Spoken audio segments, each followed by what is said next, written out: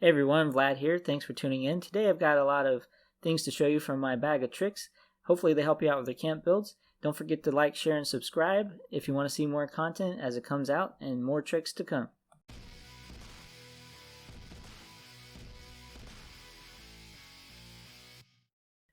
Okay, so let's start by reviewing floating walls. And there's a reason I'm doing this is because a lot of the stuff I'm going to show you involves floating things, and you may need this to get things in place where you want. So the easiest way to get a floating wall is by using a doorway and a foundation. Having the wall as a doorway will allow you to remove the foundation underneath. As long as all of the walls attached to the foundation are door frames, you'll be able to do this. And then you can switch your wall into a solid wall. I like to do this when I'm building my camps, keep everything door frames until the end. Now, maybe you want a wall in a upper floor and floating, or just floating in the air. So to do that, you're going to have to stack a couple walls together, remove the one from below it. As long as it's a door frame, it'll let you do that. Both walls need to be door frames. And then you have your floating wall, and you can switch it to being a solid wall again. Now, maybe you don't want a whole wall floating. Maybe you just want a half wall floating. So I built this little A-frame attached to my foundation here to do that. And I've got 2 solid walls, 2 half walls, and a roof. So I'm going to be able to now remove one of my whole walls, and then I can remove my roof, and I'm left with a half wall floating in the air. Just make sure you do this to where that is facing the direction you would like. And now you can put roofs on it and build off of it as you please.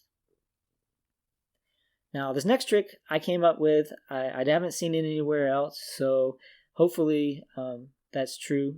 No one else is using it. At least they haven't advertised if they are.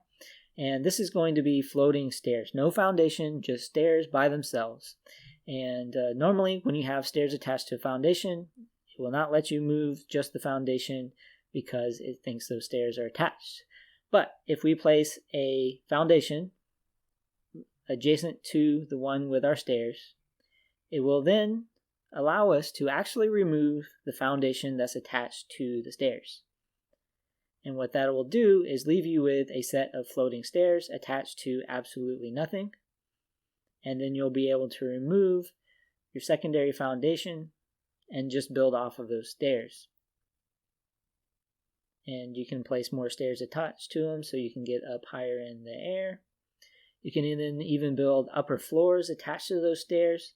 So if your plan is to build something on stilts without any foundations, this is the way to go. Now I do recommend leaving your foundation in until the very end, because once you do this, you will not be able to remove anything attached to those floating stairs because it thinks that they will be inaccessible. So remove it at the end.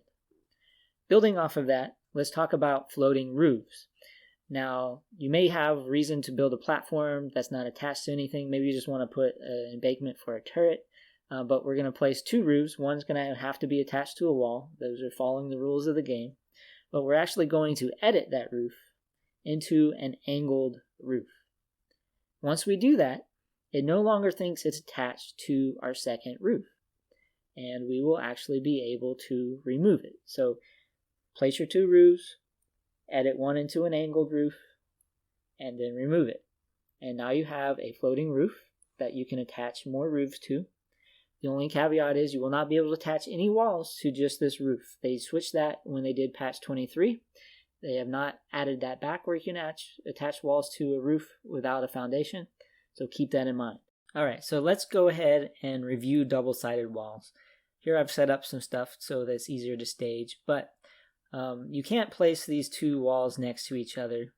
They think they intersect. But if you use the metal walls, the concrete walls, the barn building walls, the contemporary building set from the atomic shop, even the corrugated metal walls, it will let you place 2 door frames next to each other as long as you're putting them in the middle of 2 foundations.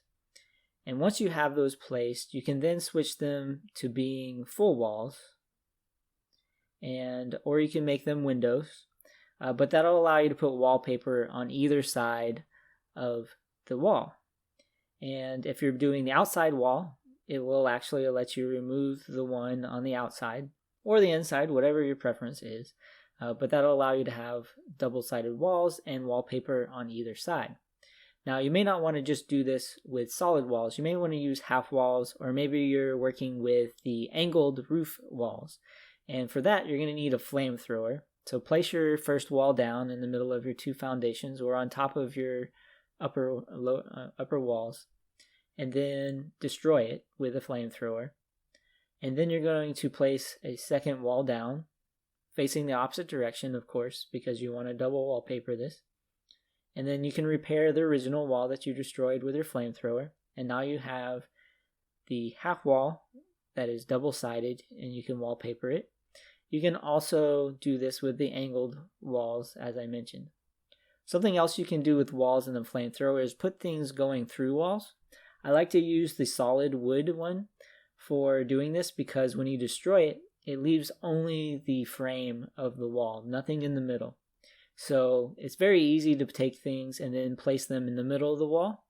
And then when you repair it, everything's going to be cut in the middle, base where the wall comes back. So let's do this with a TV, similar to how I did it with my rocket ship build. I used it to kind of make some station type things coming out of the wall for my command of the rocket ship. And I gotta find the darn TV. Alright, here it is. And obviously you're going to be a little bit more meticulous with how you place this so that it isn't, diagonal or looking weird once you repair your wall. But for example's sake, we'll just repair this. And now we have our TV going through our wall. And if you actually put a wallpaper on that, you wouldn't even be able to see the desk that it is sitting on. So a quick look at the behind the view. Alright, so let's talk about a more advanced trick, and this is going to be the foundation flip. Here I've kind of staged what it will look like in the end before you blueprint it. And the goal is to get these foundations to merge together so that we have kind of a corner inside of our camp build with the foundations going together where there's no holes in our floor.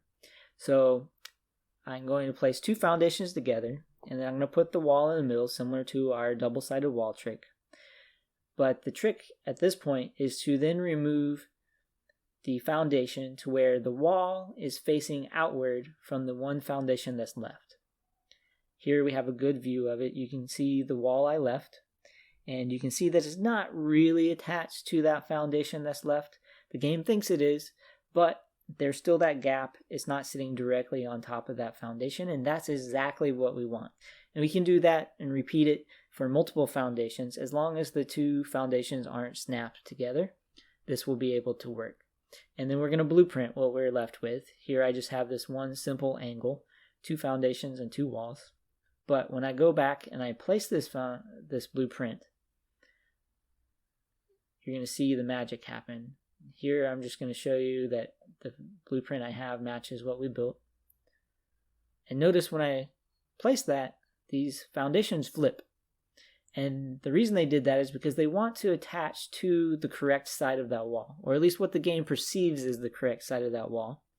And now we can build off of those foundations, but our inner foundations that we used in the blueprint are merged together. We have a nice clean floor with no gaps. Here's a more advanced version of that. I built a hexagon structure, and when I place that, we're going to see that everything flips and moves to the inside. So now we have a nice, really clean hexagon foundation. You can notice that the roofs also merge together, and they are all now one roof. You don't have to do that. There's a way of merging the roofs together without having to do this flip using the flamethrower, but it takes more time. So if you plan on having just this type of structure, you can do the flip and save yourself time. Instead of having to flamethrower one roof, place the next one, flamethrower the next one, and then repairing everything at the end. You can do it all at one time with this type of blueprint using the flip. Now, sometimes we want to place things out of the way, and it's not always the easiest thing to do. Stuff wants to only sit on the floor. You can't just place things floating. But we can work around that using the conduits. Here I've got a generator sitting on top of a regular old conduit, and we're going to pick that up, and we're going to attach it to this vertical conduit. And now our generator is up in the air, but it'll allow us to remove that vertical conduit and leave only the original conduit and generator in the air. Here's another example of this. I've got some light bulbs attached to a horizontal conduit, and I'm going to remove the vertical one, and I'm left with just my horizontal set of lights. And with the right power, those will light up, and you can have some free-floating lights. This doesn't only work with conduits. It works with these bar sets that we got in the Atomic Shop. These work because they snap horizontally, and it allows us to do the same thing. And I'll show you here in a second. But so this is an example that they snap vertically, but it allows us to remove this middle one and leave the original one floating. And now I can build off of that floating one using the snapping effect. Another object that does this is this new bridge set that we got from the Atomic Shop.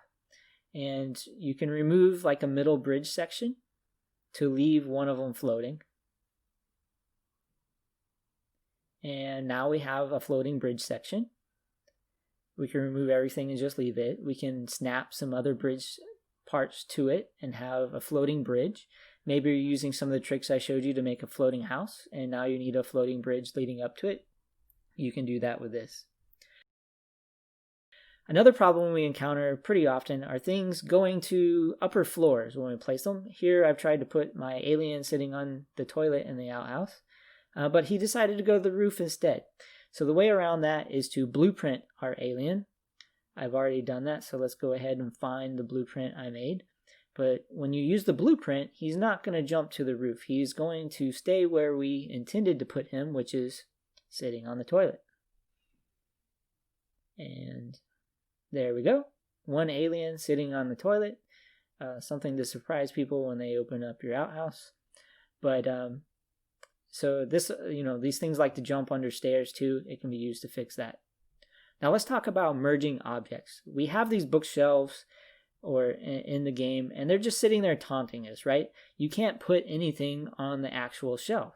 And you can put stuff on top, but that doesn't fill it up. So your house just ends up looking empty. You spend all this time on it, and now you have an empty shelf sitting in your house. Well, there's a way to fix that, and we're going to use a merge object to do that. Let's go ahead and set up our merging. So I have my shelf with the plushies on top of it. You're going to have to go find a place in your camp where things sink into the ground. There's usually some place close to you inside your camp that will do this.